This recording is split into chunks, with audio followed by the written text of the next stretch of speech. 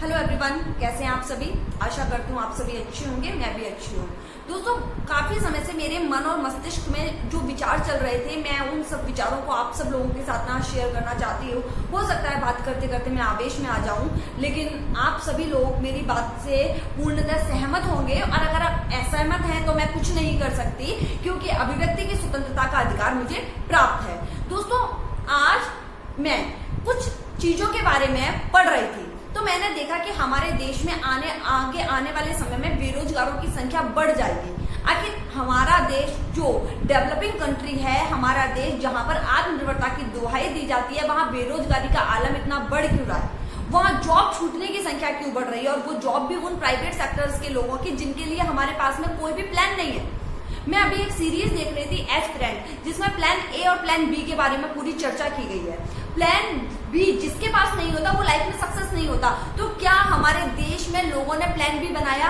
Corona जो पिछले साल आया था, क्या उससे उबरने के लिए हमने कोई प्लान तैयार किया? हमारे देश में बजट प्रस्तुत किया जाता है, लेकिन क्या उस बजट में प्लान बी होता है? माना शिक्षा, स्वास्थ्य, रक्षा, इन विभागों को हमारे देश के द्वारा अनुदान प्राप्त होता है। हमारे द्वारा दिए जाने वाले टैक्सेस से इन सबको अनुदान प्राप्त होता है और हमारा देश चलता है। देश के पास भी पैसा हमारे माध्यम से ही आता है। लेकिन मैं पूछना चाहती हूँ उन लोगों के लिए जिन लोगों के लिए हमने कभी कोई प्लान भी सोचा ही नहीं।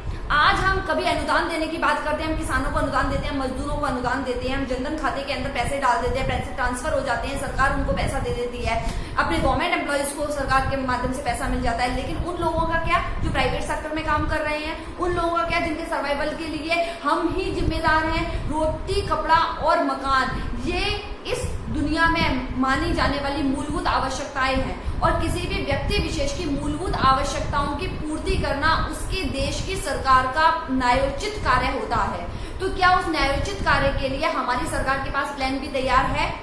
माना मध्यम वर्गीय परिवार के लोग जिन्होंने काम किया था, उन्होंने कुछ राशि संग्रहित की होगी अपने भविष्य के लिए, और आज उस राशि का उपयोग करते हुए वो अपने घर में अपनी नौकरी छूट जाने के बाद जीवन यापन कर रहे हैं। लेकिन कब तक वो उस पैसे से अपना जीवन यापन कर सकते हैं? हमने उनके बारे में सोचा। मैं एक छोटा सा एग्जांपल आपको शिक्षा विभाग का देती हूँ। प्राइवेट स्कूल्स की जो कंडीशन है, हर व्यक्ति मेरे से रिलेट कर पाएगा। प्राइवेट स्कूल्स के टीचर्स के पास में इस समय जो सेविंग्स थी वो खत्म हो चुकी है, क्योंकि पिछले एक साल से मार्च से लेके मार्च तक उनको पूरा पेमेंट नहीं मिला। पूरा पेमेंट मिलता कैसे?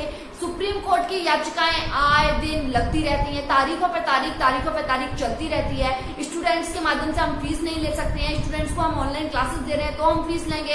अभिभावक के पक्ष में फैसला करना हमारी सरकार का न्यायोचित कार्य है, लेकिन उन टीचर्स के बारे में फैसला करना हमारी सरकार का न्यायोचित कार्य नहीं था। तो आज उन लोगों के पास पैसा नहीं है। बहुत सारे लोगों ने अपने जीवन की लीला समाप्त कर ली, बहुत सारे लोगों ने अपना व्यवसाय चेंज कर लिया। वो अध्यापक वर्ग जो इस देश को बनाता है, इस देश के लिए लोगों को तैयार करता है, आज सबसे भीषण समस्या से ग्रस्त हो रखा है। आज उसके पास उसके जीवन को यापित करने के लिए पर्याप्त धन उपलब्ध नहीं है, पर्याप्त संसाधन उपलब्ध नहीं है। क्या हमारी सरकार ने उनके लिए प्लान भी तैयार किया? क्या हमारी सरकार ने ये सोचा कि हमको उनके लिए सोचना पड़ेगा, हमको उनके लिए भी अनुदान देना पड़ेगा? प्राइवेट सेक्टर्स को अनुदान देने के लिए हम कुछ नहीं, सरकार ने एक अनुशंसा कर दी कि आरटीई के तहत मिलने वाले पैसे को हम आपको दे देंगे। लेकिन आरटीई के तहत मिलने वाला पैसा कितना है? क्या आपने एक बार भी इतनी हिम्मत करके देखी क्या कि मैं अपने प्राइवेट स्कूल्स के सर्वाइवल के लिए उनको अनुदान दूं? मैं पर्टिकुलर किसी एक विद्यालय विशेष की बात नहीं कर रही, मैं सारे विद्यालयों की बात कर रही हूँ। कुछ छोटे छोटे विद्यालय जो किंडरगार्टन थे या उससे बड़े थे, पिछले साल से पूरी तरीके से चाक चौबंद पड़े हुए हैं। माना बच्चों की सेफ्टी का आपको ख्याल है, लेकिन हमारे लोगों की सेफ्टी का, उन टीचर्स की सेफ्टी का ख्याल, उस मध्यम वर्गीय परिवार की सेफ्टी का ख्याल कौन करेगा? करना तो आप ही को पड़ेगा ना। हमारी मूलभूत आवश्यकताओं की पूर्ति आपको करनी पड़ेगी।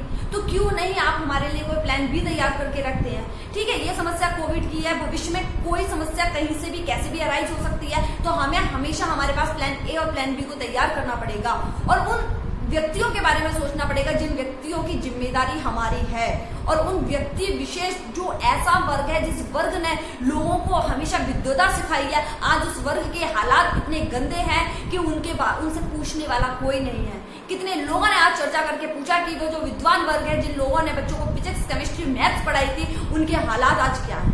तो ये विचार करना पड़ेगा।